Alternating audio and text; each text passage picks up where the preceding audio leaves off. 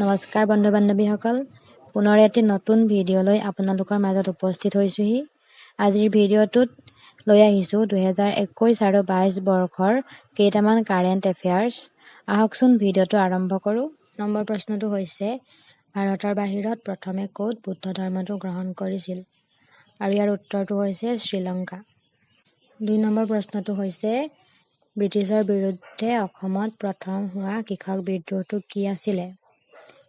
ইয়াৰ উত্তৰটো হৈছে ফুলগুৰি ধেৱা।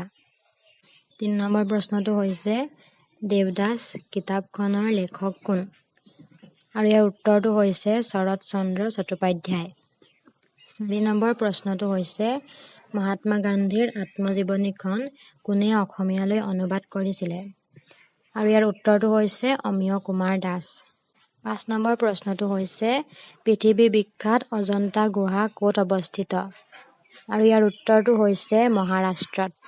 6 নম্বৰ প্ৰশ্নটো হৈছে, বেংচটা পুথিখনৰ বাবে কোনে 2020 চনত সাহিত্য অকাডেমী বঁটা লাভ কৰিছিলে?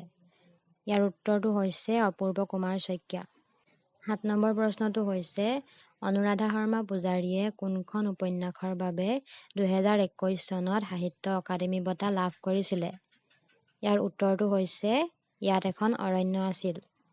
8 নম্বৰ প্ৰশ্নটো হৈছে, 56তম জ্ঞানপীঠ বঁটাৰে কাক সন্মানিত কৰা হৈছিলে?